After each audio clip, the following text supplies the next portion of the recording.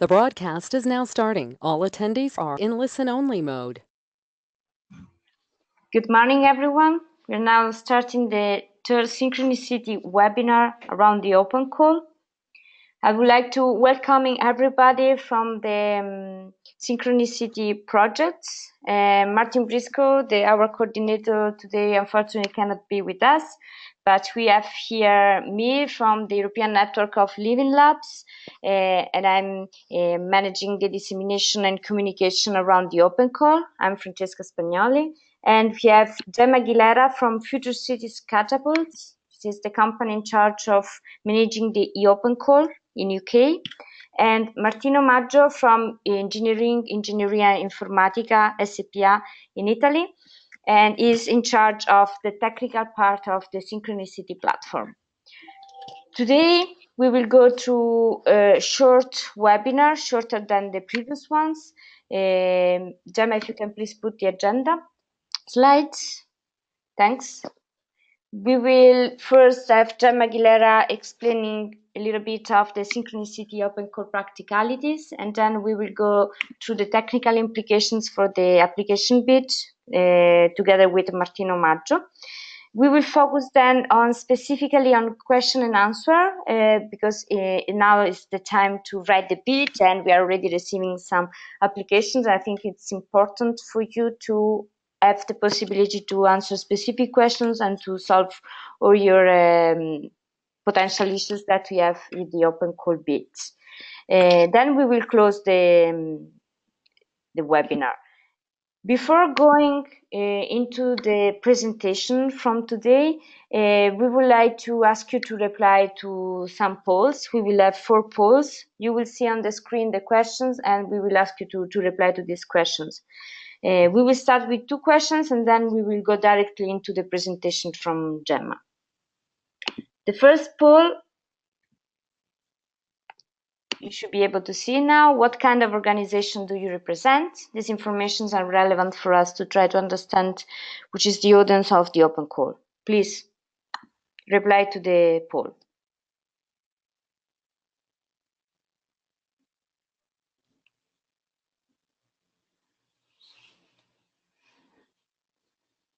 Okay, thanks a lot.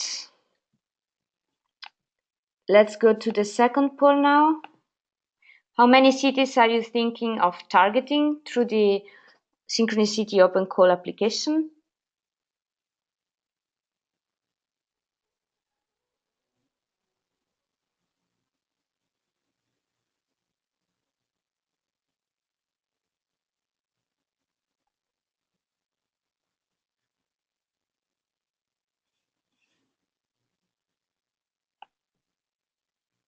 Okay, thanks for voting. We will now go to the presentation of Gemma Aguilera about the SynchroniCity open call practicalities. Gemma, the floor is yours. Thank you, Francesca, and hello, everyone. I'm happy to see that there's a few of you, even if there's many people still on holidays here. Let me start just by saying that this webinar, we didn't want to replicate again the webinars that we have done before, where we explain in detail what is the scope of the open call, what is the target audience, what are the financials associated with that. All this information can be found on our website. There's some webinars you can download and you can listen to them because it will take a little bit long. So in this case, we want just to show very specific points and practicalities from now on. We expect that probably most of you are already interested in applying in this open call. So we are going to focus on these specific practicalities. In terms of the timeline, so we are going to be closing the open call on the 30th of September. So this is like in a month's time.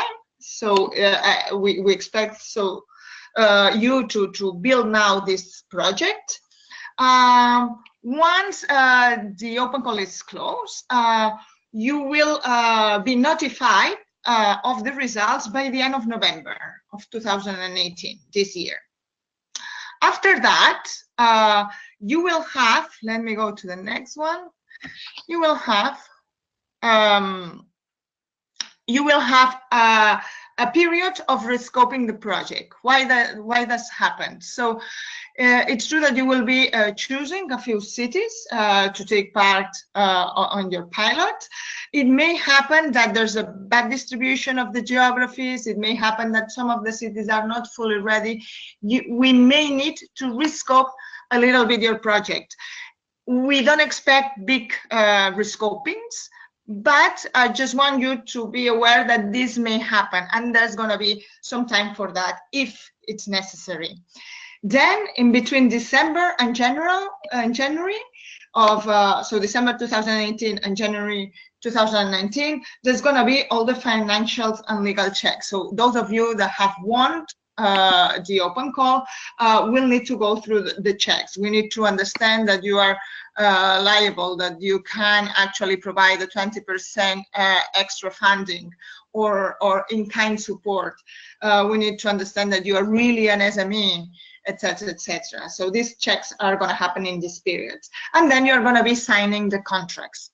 The contracts, there are going to be two different types of contracts. The first contract is the pilot agreement. This is an agreement that you're going to sign together with Future Cities Catapult, which is the one who's going to provide you the funding. And the second one are the sharing agreements. This sharing agreement, which is part of the pilot agreement, it's going to be an annex of that. There are going to be some contracts that you are going to sign with the cities you will pilot your solution in, to have a legal, let's say, basis on how you're going to share data and assets, so that all of you are very aware of how this is going to happen and you are all covered. Then once this is finished, the implementation phase, which is going to last about 6 months, the pilot phase, it's going to happen from February 2019 onwards, so from February to September. And here, you must be aware that there's, at the beginning, let me show you, here, it's at the beginning of February, there's going to be what we call a bonding and customization workshop, which is compulsory for all the winning applicants and for all the cities. So here is a workshop that you can ask for funding. So you can receive funding from the open call to actually attend this workshop, which in the end is compulsory. Here is where you are going to really meet and bond with the cities you are going to be working with. You're going to also meet your colleagues from the other winning projects, and probably it's a time where you can really build and shape and customize the projects for when you are going to be piloting them. So the next is the evaluation. So your proposal will be basically evaluated by 3 different evaluators. This is a mixture of internal and external evaluators to the Synchronicity Consortium. There's going to be one guy looking at your proposal from a technical perspective, and this is going to be very important. Your proposal needs to be technically feasible. So we are looking, Synchronicity, what it's doing at the interoperability, replicability, and reuse of IoT-enabled city services across cities and across domains. So we are looking at solutions which are ready and are ready to scale. So technically, they have to be feasible, and this is going to be checked very thoroughly. Then there's going to be another evaluator looking at your proposal from a city perspective. Is it useful for the citizens? Does it solve a city problem? That sort of mindset. And then last one, which is going to look at your proposal from a commercial mindset. So they're looking if you have like a roadmap for your commercialization. Do you have a clear focus? Do you know who is your customer, etc.? And these 3 evaluators will evaluate your proposals on 4 specific points. So they're going to evaluate it on excellence. What is your vision, ambition? What is the vision, ambition of the proposition? Is your project proposition clear in meeting the objectives of the call, for instance? They're going to look at the impact. So does your project address a challenge recognized or prioritized by cities? Here it's important that you show which are the key performance indicators that can evaluate the performance of your pilot. It's important that you show that you set a few of them. All right, then there's going to be the feasibility. Feasibility is from a technical point of view, from a team point of view, and from a budget and work plan point of view. The team should be strong and it has to be commensurate with the budget and work plan. Okay, so can you demonstrate that the project is feasible within the budget? If it is not, can you demonstrate that you have the additional necessary resources to make it feasible? Is it the budget clearly described? All these issues are going to be looked at by the evaluators. And finally, they are going to look at the sustainability. So one of the things is how credible is your methodology in proving the scalability of product or service. Again, it's important that you demonstrate the interoperability, replicability, and reusability of your solution. Therefore, that's going to be very looked at. In case, so the evaluators will give you some points for each of these criteria. And if there are like scores which are the same, then feasibility and sustainability will prevail on top of excellence and impact. So before, just to understand how this is going to be evaluated and what are we looking for, one of the things that you could do is go into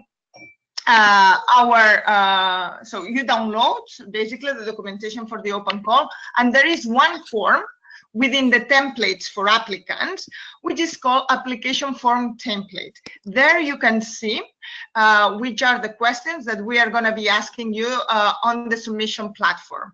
And there are some comments here. So for instance, on the right-hand side, side, you will see what is exactly what we're looking for in each of the questions. For instance, as an example, this question is, how is your solution addressing the challenge you selected? And here we put some comments of how you should be answering that question. So show you understand the challenge and demonstrate how your solution is appropriate to tackle this challenge. This will give you a lot of hints of how to answer the application. So before you go into the platform and the application platform, please get familiar with all these templates. The application. So again, we are assuming that all of you are interested in applying for the open call, in which case you probably have already downloaded all the full documentation of the open call. This is the open call guidelines, the Synchronicity framework, and the templates and visuals associated with that. We know that this is very overwhelming. There's a lot of information, but at the same time, you can find everything you need in these documents. Because we know this is complicated, it's not an easy open call, we will be available all the time as much as we can to support you on any issue that you have. And so please just ask questions if you don't understand something. The second bit, so once you have read these open call guidelines, then you have to also get familiar with the technical bit, the technical part of that. In terms of the technical framework and the data available, you will find most of the information now live or available on our website. Our website is the place where the data is most updated in terms of the technical part of the open call, the data which is available, is if there's any services, etc. Martino will be explaining much more about that. So please refer to the website on the technical side.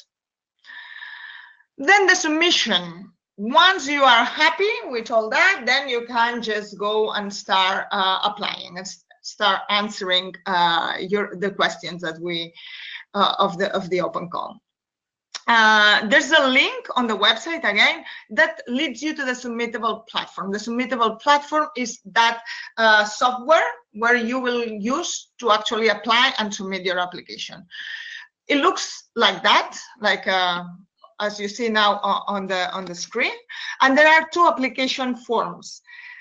We had to separate this. This is based, well, we have to separate the administrative questionnaire from the technical questionnaire because we will anonymize your proposal. So the reviewers and the evaluators won't see your personal details. Or, for instance, in the administrative questionnaire, we'll ask you about your name, your telephone number, your addresses, if you have a conflict of interest that you need to declare, etc. This will be removed, so the evaluators won't see that part of your application for GDPR also regulations. And then the technical questionnaire. In terms of how you need to apply it, if possible, it will help us a lot for later on processing the applications, that the administrative and technical questions are submitted at the same time. If you can do that, that would be wonderful. But only press the submit button when you have fully completed the application, because if you press submit, it is difficult to retrieve it back. Okay, so please, what you can do is keep on saving it. You can come back to it whenever you want. You can just write the application in several stages. That's no problem. Keep on saving. And when you are really, really sure that it's final, then you press the submit button in both the questionnaires. And then please, just as a warning, don't leave it for the last minute, because sometimes there's like queuings and there's issues. And it's difficult to fill in all the information if you leave it for the last minute. So just bear this in mind. Support. What support can we offer during this period, during the application period? So we have several branches or several channels of support. The direct ones, where you can, the ones which are always open, where you can access 24 hours over 20, so every day, 24 hours a day. It's the open forum and the help desk. The open forum, all this information again can be found on the website. You should go to synchronicityIoT.eu. Open call and support, and there you will find all these links. So the open forum, you can ask questions and answer, and the answers will be seen by everybody else.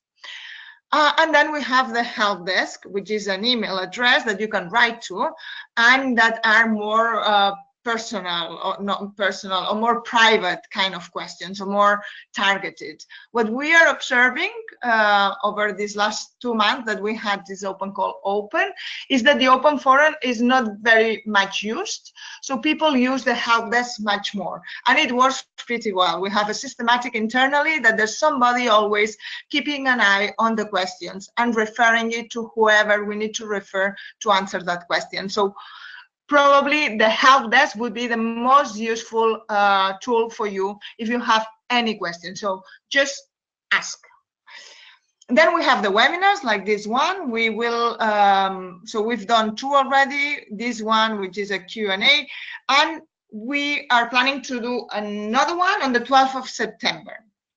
We're still defining what is more useful, how we are gonna define this webinar. So we will be asking you on the poll what would be useful for you in the next webinar. Then we have the clinics. The clinics are some sort of availability that the cities have for you to ask them questions directly. So cities have set aside some of their time. So our 8 core pilot cities of Synchronicity. So they have set aside some of their time for you to ask questions. So you can register your interest, and they will give you slots of 30 minutes or so, 20 to 30 minutes, where you can just directly, presently talk to them. Or if you are not in that area, you can just phone them and ask questions about everything what you need to know. So to understand if your proposal is suitable for the city. And just go to the next So if you see the website also in open call support, and you will see city clinics, you will see all the clinics which are available now. So Antwerp, for instance, they have another one on the 13th of September, and you will be able to register here. Karoo is the same. So just enter on our website and register to the city you would like to talk to and interact with. And finally, we have the Connect section. The Connect section is a tool that we have introduced recently because many of you are asking us, how could I find a partner? So you have to, I mean, you don't, so the SME can apply alone or in a pilot group. And cities can also apply, and large businesses, but they need to find an SME. So many of you, SMEs, cities, and large businesses have asked us of how can I find a partner? So we created that tool that also you can access on the website. And I will show you. Of course, also we have the frequently asked questions. You can just also check on our website what are the questions that you are asking us and the most frequently asked questions. And in the Connect section, let me show you a little bit how it looks like. So again, you will have to go to the website, open call, support, and connect. And here you can sign up. If you're a city, you can sign up and say, look, I am this city and I'm looking for an SME and I'm interested in, I don't know, environmental issues.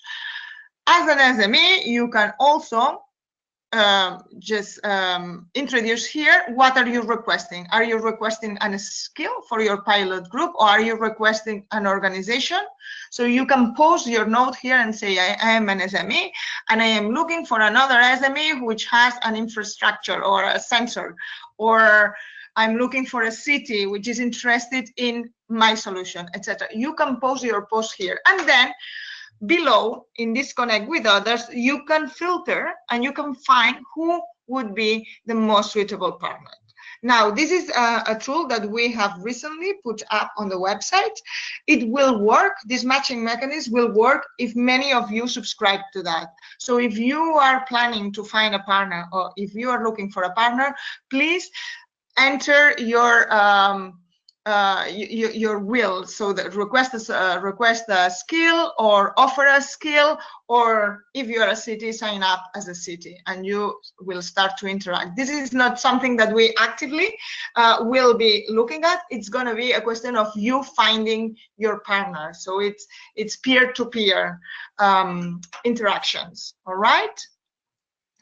And then finally, last but not least, we as you know, SynchroniCity is part of the European IoT large-scale pilots, where we have also other big pilots in agriculture, in active aging, in autopiloting, etc., etc.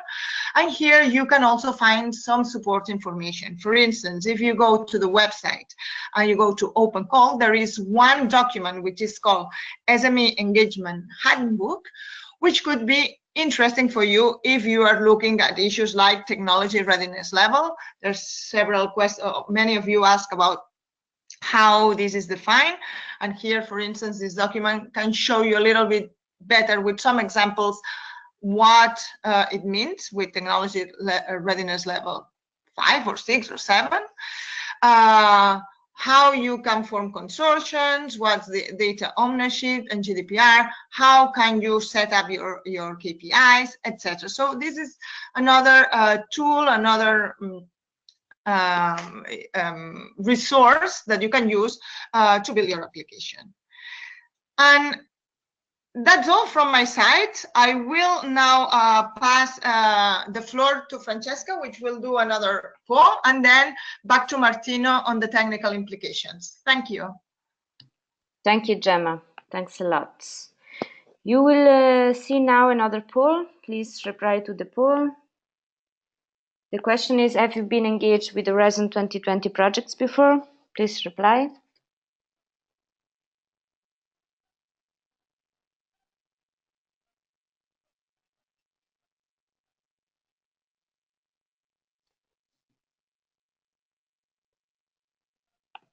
Thanks. Now we have seen already the first presentation from Gemma Aguilera about the administrative part of the open call. Please, in the meantime, write your questions in the panel. You will see there is a section called questions. Write your questions here so I can collect all of them. And after Martino's presentation, we will go through the question and answer. So it's important that while the presentations are running, you already pose your questions here, okay? Thanks. Now the floor is open to Martino with the technical implications presentation.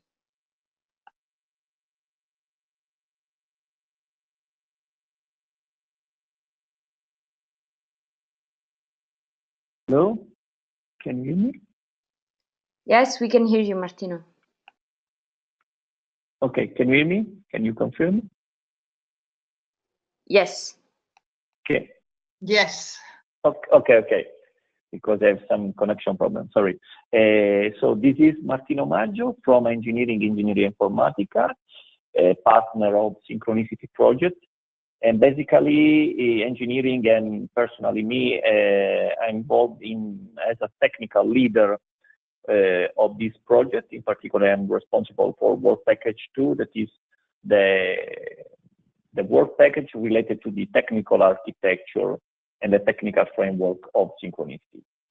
And so I'm going to explain a few words about the technical part of Synchronicity, because as you know, Synchronicity is a project that aims to build a digital single market and the scope is also to offer an architecture and a technical framework that can provide to cities and other stakeholders. So, for example, software developers and companies to build services and applications on top of this framework. So basically, I'm going to explain a few basic principles that are useful for the applicants that want to propose some projects for the open calls. So basically, one of the scope of Synchronicity and so of the open calls is to demonstrate the interoperability and replicability. The concept is that building your application and services on top of Synchronicity, you should be able to demonstrate its replicability, easy replicability on different cities, on different domains. In order to do that, from technical point of view, there are some mandatory requirements for your proposal. Basically, is to use two things. One is to use the data, at least the data available on the city. This doesn't mean that you should be limited to use only the data available from the city. You can for sure enrich this information with other additional information that you can collect through other sources in the city, but you basically have to use as core for your projects, your proposal, the information provided by the city through Synchronicity API. And the second point is your application, your services should be compliant with the Synchronicity API, basically to access the data and to access also to access to the security framework of Synchronicity. These are two mandatory requirements because are also the requirements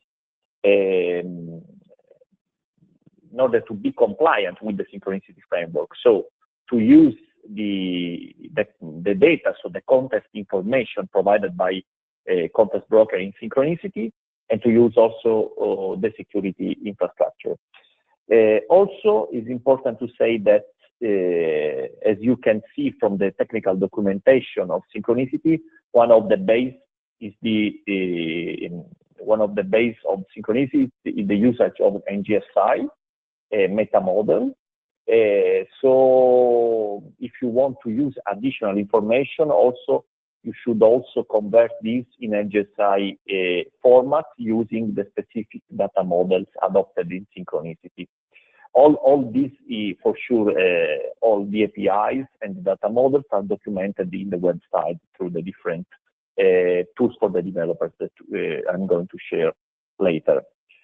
Then what you find here in this slide is basically the logical architecture, because for this project we provided a logical architecture and also a reference implementation. As you can see in this picture, there are different logical components with specific functionalities. For sure, I will not describe everything, but you can find all the information in the deliverable, specific deliverable documentation. But it's very important to specify the interoperability points that are the ones that was presented before in red, and that also reported here. So we define, yes, thank you, these red blocks that are basically the interoperability points. So there are the main interface that allow, from one side, cities to export and to share their data through Synchronicity from southbound point of view, so to connect their existing IoT platform or devices to Synchronicity through the context management API. And this is very important also to underline what I said before, so that this information are also should be compliant with with common data models that we defined. We currently are defining also during the project in Synchronicity, in order to speak the same language, so to represent the same information that we have in different cities, but with same language. This is a very important point to allow interoperability. And also all the functionalities provided by the platform are also available through specific northbound interfaces that are represented by the red blocks on the top. That are the interoperability points for northbound actors. So, for example, in your case, for the application that you want to interact. From this logical view, we can go directly to the next slide that shows a concrete implementation of these interoperability points that are. Can you go to the next slide, please? Okay, thank you. That we are referring to interoperability mechanisms, so that are the implementation of the interoperability points. So for one of these interoperability point interface, we defined a concrete API, a concrete interface, RESTful interface that is documented on the website. So in this, you can see in this table the specific references to the API, and also some specific relevant documents deliverable for Synchronicity that are related to these interoperability points that describe also the architecture and the data models in a more concrete way. So it's very important also to check this. As you can see, these are mainly 5 interoperability points that are the content manager API that allow to share and access to the data, in particular the real-time data in a publish subscribe manner. We have these shared data models that allow to represent the information in a common semantic way. It is common for the different cities. We have also marketplace API that allow to access to the Synchronicity marketplace, that is a component that allow to expose the data to API to a website, and enable also to enable different functionalities. For example, for the monetization of the data, and also catalog management and SLA. And then we have security API and data storage that are related to security access and to data storage. But again, you can find the specific information on this link and on the website.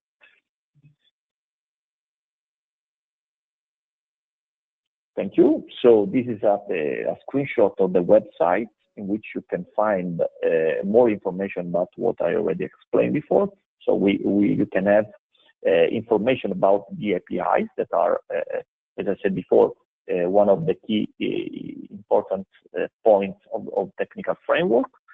We can have also additional information about the framework and the architecture. And also you can have access to data tools and services that we have in Synchronicity. it's very important to say that also we provided for the city, for example, that want to join Synchronicity, a reference implementation of the architecture, so a set of open components that are available on our GitHub repository, in which it's possible to access and download and test different components that provide basic functionality. It's also important to show this table that you can find on the website, that is related to data availability of the different cities. It's a colored table. Every color shows which data and how these data are provided by the city in Synchronicity. As you can see, there is a legend that shows that the green one, for example, are the data currently available for a specific domain. For example, we have data related to environment, noise level, or air quality. We have data related to the traffic, to the public transport, and you have the list. So the different colors show the data that are available now, the data that will be available to the Synchronicity, additional data that are available but not in NGSI, so it can be, for example, reused and converted in NGSI for the applicants that want to make a proposal with that data. Because also we have access to an open data platform to data that are in many cases provided in different formats. And then there are also other data that are should be investigated. So the cities are investigated if this data can be available or not. So basically this table will be for sure updated, continuously updated, because the data, the cities are continuously providing new data. So please check this table to have to see the current situation of data on the cities.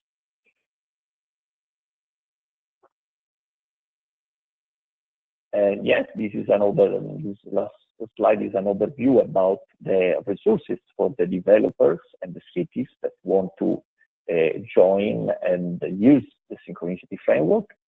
As I said before, we have our GitLab repository, which you can find the open components and the tools. We have also several tools for the validation, for the data mapping, that can improve and simplify the data conversion or the integration of these components with the existing platform in the cities. We have our page with the description of the Synchronicity APIs. We have this open data federation open data platform, which you can have the open data of the different cities federated in one single platform. So this is part of the resources plus the technical documentation, the deliverables that describe in details all the information about the architecture and data models and so on. So thank you very much. So we can go to the next session. Thank you, Martino. Thanks a lot. I've seen there are only just 2 questions. That basically it's 1 question on the panel. So if you have more questions, please, this is the time to add more. So 1 question is not really related to the open call, and it's for Gemma. It's more about the process after the open call. If the new city applicants will have to attend the February workshop in London, when there will be winning applicants. It's for Gemma. Hello. Hi. If the new city applicant, they need to join. So ideally, yes, because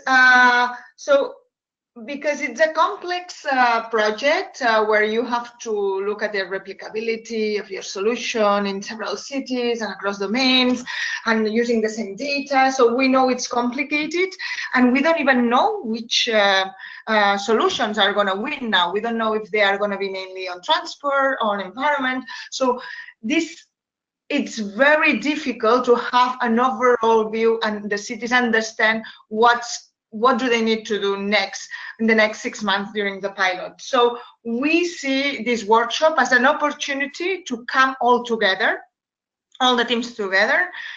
This includes also the new cities and all that at least one person of each organization, even within a pilot group, so that we all understand what we need to do in the next 6 months, what is the plan ahead, how are we gonna manage the expectations, how are we gonna manage the everyday operations of it, and also know who is who so that we can sort out problems quickly. And that's why we think it's so important that all SMEs, large businesses, and cities, at least one representative of each organization is assisting or attending this workshop. Thank you, Gemma. Mm-hmm. If you have any other question, please feel free to add the question now to the panel.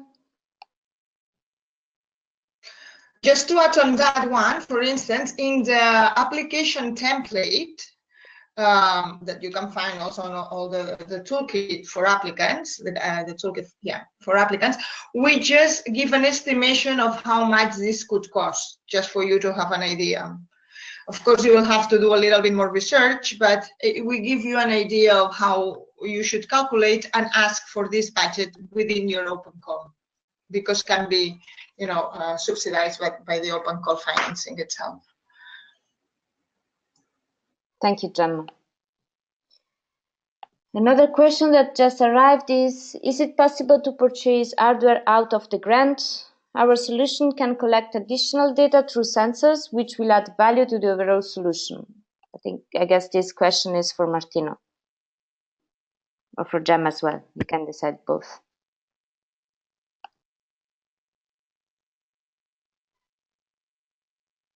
Okay, so the question is if they can buy hardware?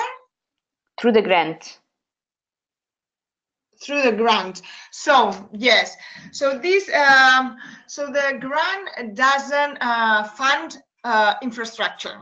So we fund what we call material costs. Material costs, it could be small pieces of hardware or little bits and pieces to make sure that the project can be delivered properly. But this call is not intended to fund large pieces of infrastructure. We are not intending this fund to, for instance, fund 30 sensors. That's not what we are doing. It's what we call material cost. It could be like a gateway that you need. It could be one specific sensor that you need to tweak and understand better how it works, but not large infrastructure and large amount of hardware, let's say. Thank you, Gemma. Any other question? Please feel free to add it now.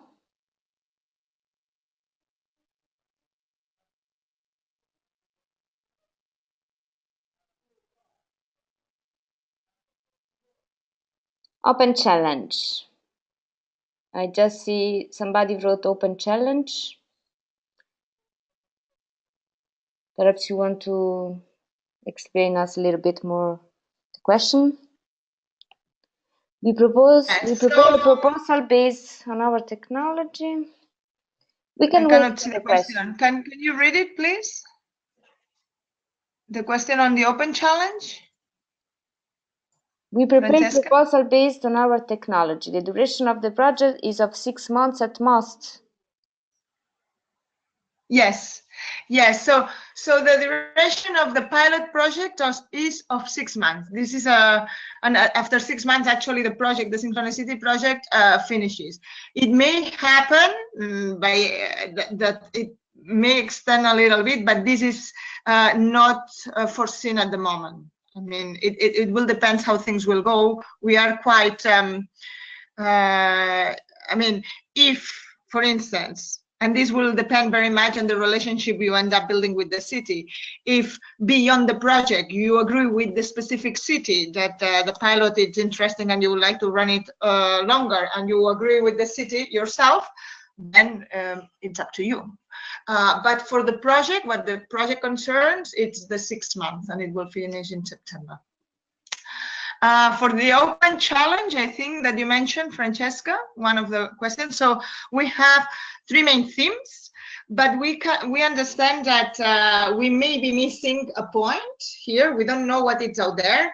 There may be very interesting solutions that could be also very interesting for the cities, and that cities haven't even thought about, even if it's out there. So that's why we allow this open challenge for those who somehow their solution doesn't fit in any of the themes, but that they think they can give a great value to the cities and the citizens, and that's why it's open and you can still apply for it.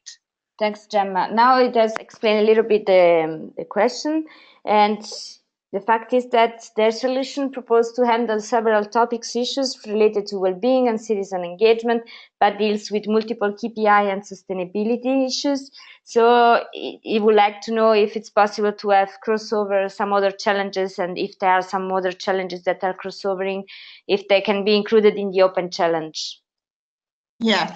So so let's see. The basis is that from the selected projects. So when we will select, we will score them. So all of them will have a score, and below a certain level, they will be rejected. So excellence has to be the first filter in this sense. So just only projects above a certain score will be evaluated. And then from those ones, we will try to have at least one from each theme. Okay, at least one, if possible, if within that pool of projects can be extracted at least one from each theme. The open call will be only at 20%, can be only up to 20% of those projects will be open themes projects, and the rest will be a mix of the other themes. Yes, the question, Gemma, is that yes. the platform, you saw a platform on the platform a warning that say only one challenge can be addressed. Yeah. So, and I'm entering into that. So my proposition would be is like, it is better you really understand what your project is and choose one of them. Don't try to overcome and apply for each of them. Just go choose the one which suits better, and during the application you also correlate to the other themes and challenges, because you can do that, and this will be evaluated as an overall view by the evaluators. But you need to, specify first one single challenge, the ones which you think fits best with your solution, and then correlate to the others during the application form in writing. Thank you, Gemma.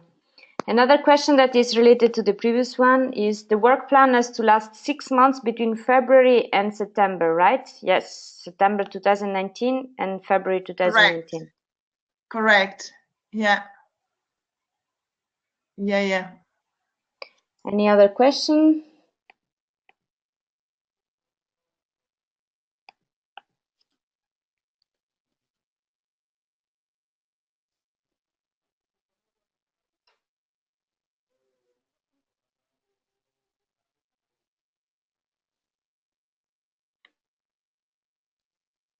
Feel free to add question now.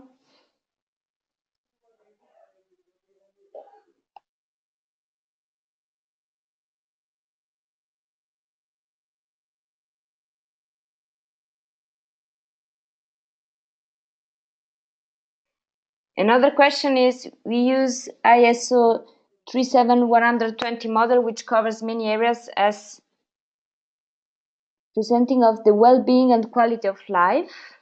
It's the same question that was related to the previous challenges. Yeah, but it is not a question. Let's wait for the question.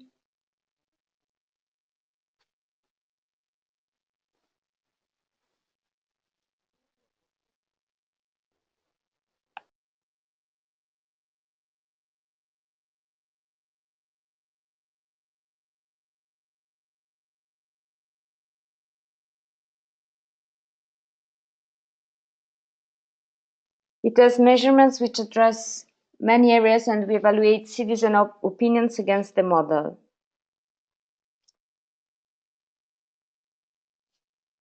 Yeah, I think that then it's more focused on citizen engagement, right? So issue goes into the open challenges. What do you think, Gemma? Sorry, again? The same person, Sergey, who wrote the previous question about the challenges, the open challenge. Yes. It says that it has measurements which address many areas and they evaluate citizens' opinions against the model. So in this context, it crosses over several challenges, but I guess that if it's focused basically on citizen engagement, it should go on into the open challenge if he wants to really select just one. Or in citizen engagement. But in environment, energy, transportation, mobility, yes, I guess these are the domains. You can. So in that case, I think it fits probably quite well in citizen engagement, and then you can correlate with all the others. Yeah. That could be an option, and it's one of our main themes actually, the citizen engagement. I agree. Yeah. Thanks, Jem. Any other question? I see there are still 10 attendees. So if you want to make any question, please feel free to write it down now.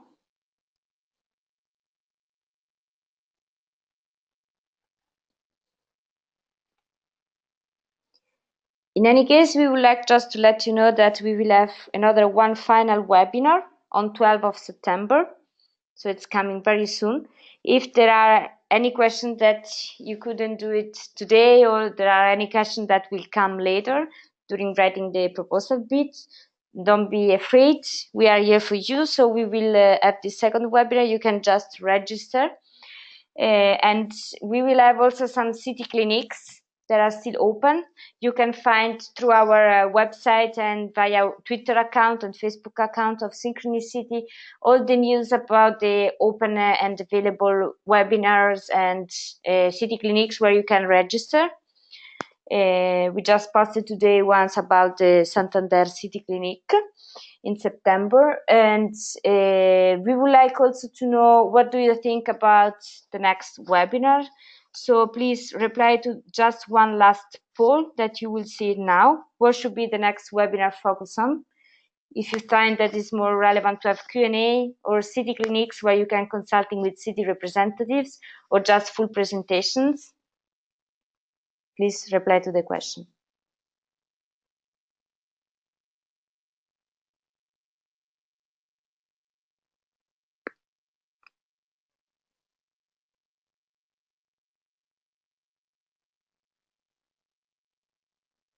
Thanks for replying. Seems that you would like to have more city clinics. So we will try to arrange to have the cities on the next webinar, so you can ask directly questions to the city representatives as well. In any case, as I said before, please look at the Twitter account and Facebook account of SynchroniCity, and you will find there more the links for registering to the city clinics that are coming in September. If there is any other question, I'm going to close the webinar now. Thanks a lot for joining us today, and we're really looking forward to receiving your applications for the SynchroniCity Open Call. Bye-bye. Thank you.